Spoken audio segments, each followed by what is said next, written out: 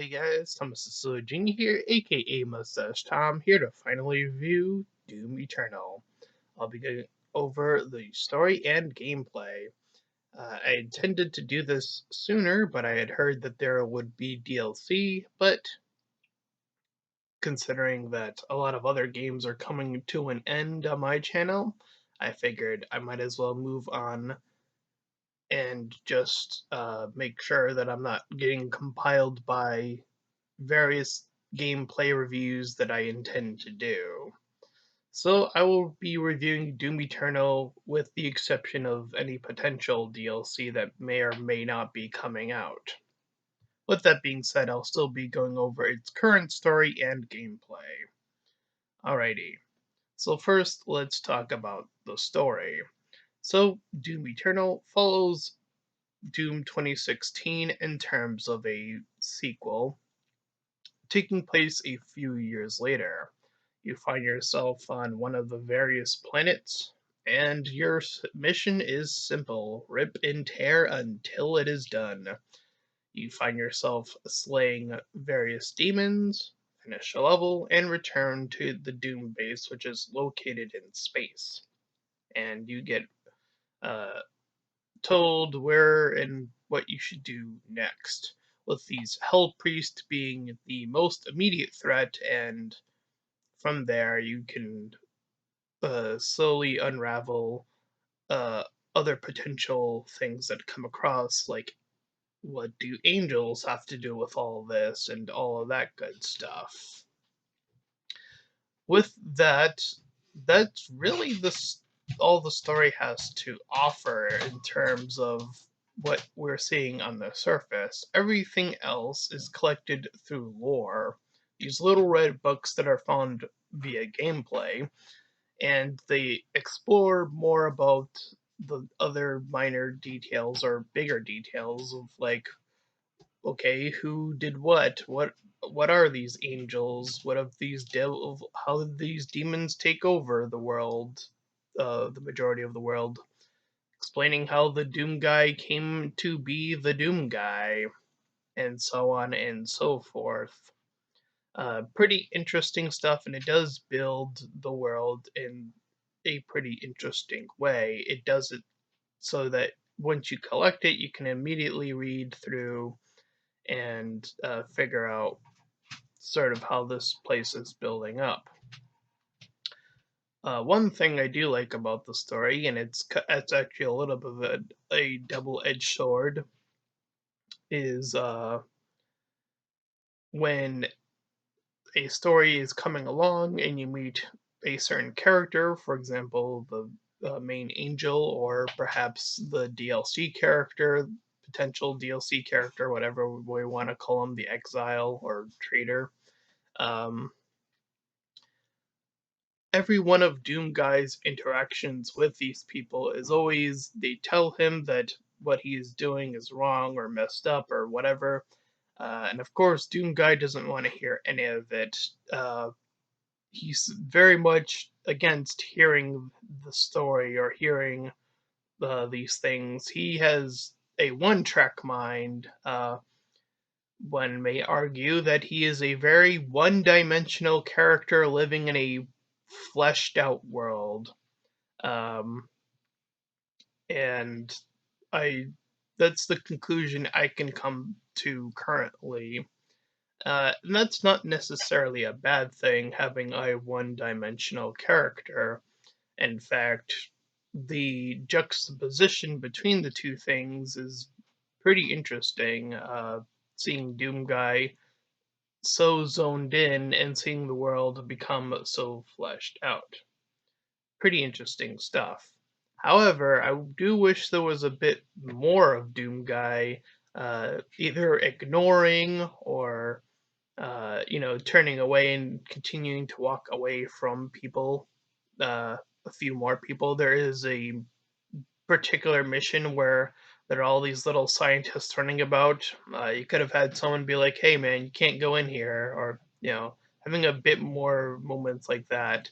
I feel like you could really push that a little bit more in the main story in itself.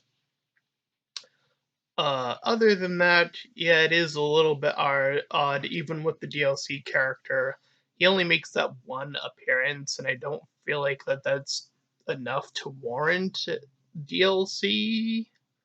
I felt like he needed like one more interaction with him before like people could be like, "Oh, okay, there's something more going on here." With what we got, I didn't see myself being interested enough to even want to buy the DLC, even if there was one to come out.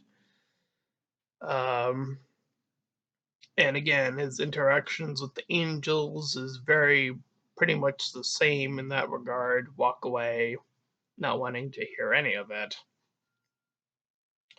And of course, uh, he rips and tears until it is actually done, quote unquote, uh, taking down the icon of sin, the biggest demon that there is, and thus Doomguy's eternal mission becomes to find even more demons out there that weren't a part of this major invasion and kill them. And that's pretty much it. In terms of that, uh, I would probably give the story a 6 out of 10. As I explained, I do wish that there were a bit more elements of Doomguy's interaction with either the people or the angels or the DLC guy to really hone in on his attitude. Uh, just a little minor note.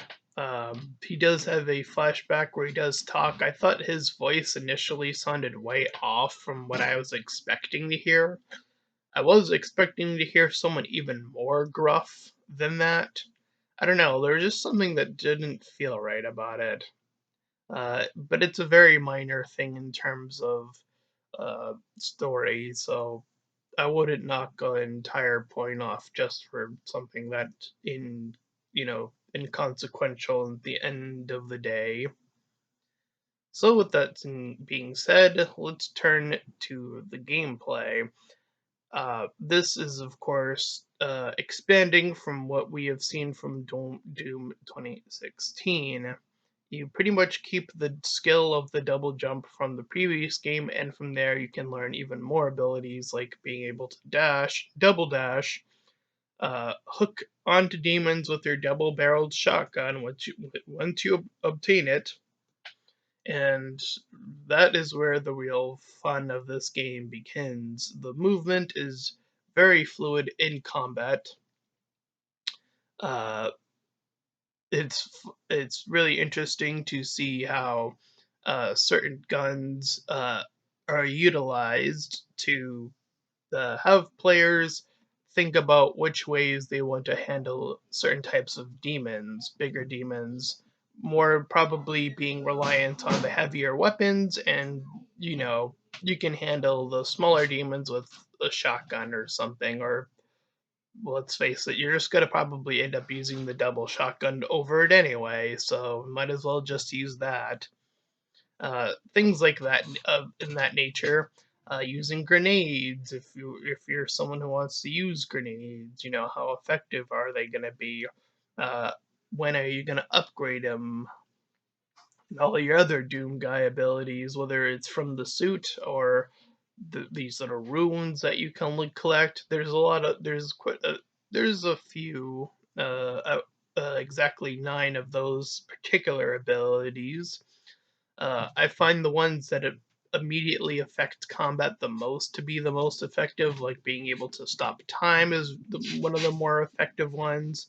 Being able to uh, avoid death has been pretty a powerful one in terms of avoiding immediate death. Sometimes that could have been a lifesaver, and ones that are just that effective. Uh, to equip those ones. But again, playing around with some of the other ones probably also just as effective. Uh, so yeah. Uh, so for the most part, the combat is the most solid aspect of the game. Now, there is a bit of traversal, and this is where I do feel like it does get a little bit clunkier. Particularly the clunkiest level in terms of exploring is no surprise an underwater level. Uh, Having Doom Guy swim around very awkwardly is definitely not the tightest experience I've had in video games. His climbing isn't that bad necessarily. It's a little bit easier to control. It's probably because you're only going up and down or side to side separately. Um, but I don't know. There's something about movement in the water that just, even though it's pretty much the same, um, it does feel a lot clunkier in terms of movement and even just where to go. I found myself getting a little bit confused and having to look at the map a lot more often and trying to figure out what exactly I'm trying to do in these underwater parts. So I feel like that could have been cleaned up a bit in terms of either level design or uh, actual movement design. I'm not sure which one would make that experience better, or just remove the water in general. I don't feel like that part was necessary to the gameplay. You probably could have found another way to just have Doom Guy move around in that environment. Just another quick and easy solution. There are outside of that, there are these interesting timed challenges. Which really put your Doom Guy prowess to the test. Probably again, this is probably where you're going to use your bigger weapons or your more effective weapons because you want to do it fast enough. This can also be a time where you want to use the certain abilities, like maybe you want to use a quicker takedown speed when the enemies are in their flash state. Uh, so that you could just rip and tear them even faster to get it within that time frame. Uh, and building up more points, getting that additional weapon that's hidden in the Doom base, the Unmaker, and playing around with even more gun power. I found the bosses to be a little bit interesting. I would, they require specific things to happen. Uh, for example, the angel, uh, or the god, I guess. I don't know if that would be the name of it, but nonetheless, you have to use primarily your shotgun to meat hook into it and then punch it in its hitbox essentially, and thus damaging it once its shield is down. And the other additional boss, the boss being the Icon of Sin, uh, taking off its armor, and then additionally taking off its skin, and then that allows you to weaken it enough to end it once and for all. So the Doom bosses are very different in terms of how they are handled. I know there's that one other boss. Uh, your first encounter with a Marauder could be technically considered a boss, and then the other one being the first time you meet the Doom Hunter could also technically be considered a boss. Nonetheless, I do feel like on repeat, those ones could be probably beaten way easier because you have that tech, while the bosses at the end do require you to do more specific things. Uh, Particularly the angel, again, having to do it in with the meat hook and punch is the way you want to inevitably get it done. So, with that being said, there are some additional things I want to talk about in terms of gameplay. Uh, First, I'll talk about the online. Now, I didn't share any of that on my channel. Essentially, what it is your one Doom guy versus two demons, or your two demons versus a Doom guy. There are, I think, currently 3 levels. I'm not sure if they intend to add any more along the way.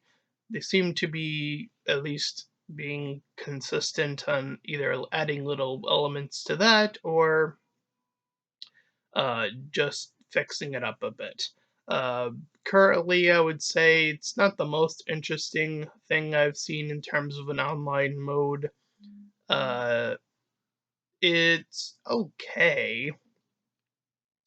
Uh, I find being the Doom guy to be a lot more challenging in that, which is odd because I think when I first started playing, the Doom guy was extremely overpowered, and I think they might have nerfed him. I'm not sure what they did, but it definitely feels like the demons have a lot more power, at least when I'm playing them. Um, but whenever I'm Doom guy, I'm not sure what other people are doing that is allowing them to have such easy access, because it still feels like other people know what to do in order to make their Doom guy very effective online. It's really weird.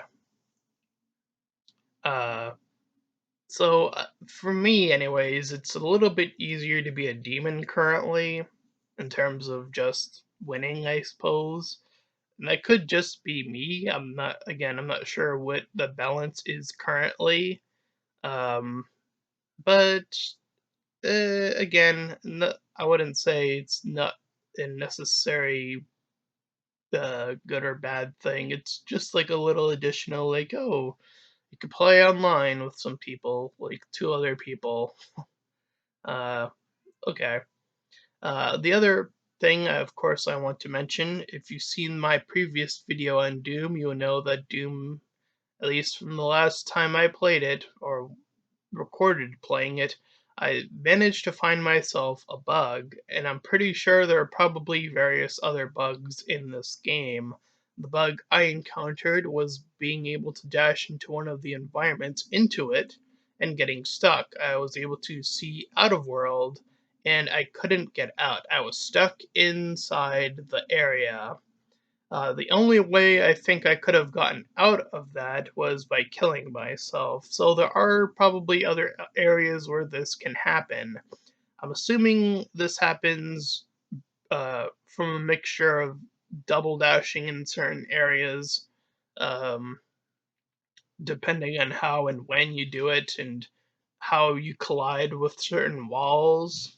Um, so yeah, there's definitely probably a few more bugs around there. I'll leave a link in the description if you haven't seen it yet, so you can see proof that uh, you know I didn't record me getting into the environment, unfortunately. So I forgot what level this was recorded in. But still, it is very much proof that the game is indeed buggy. Outside of online and bugs, again, the main gameplay when bugs aren't happening is still pretty solid, but I do feel like the environmental stuff could be slightly tweaked and altered. Once again, I would probably give it a 6 out of 10. I think that's the fairest score I can give it. Uh, Making those adjustments would make the game a solid 7 or even push it beyond to an 8 or a 9, um, depending on how solidly they would tweak these elements of the game. Since they do appear to be at least working on the online, I would hope that they would be continuing to fix up little bugs if at all possible, um, patch these things in or out, etc., etc. And with that, that is my full review of Doom Eternal. And if you ended up enjoying it, then please feel free to like, comment, and subscribe. Also, make sure to check out those links in the description. One to head over to my Discord server, the other to my Patreon page. Any donations are greatly appreciated. Until next time, everyone. Bye bye.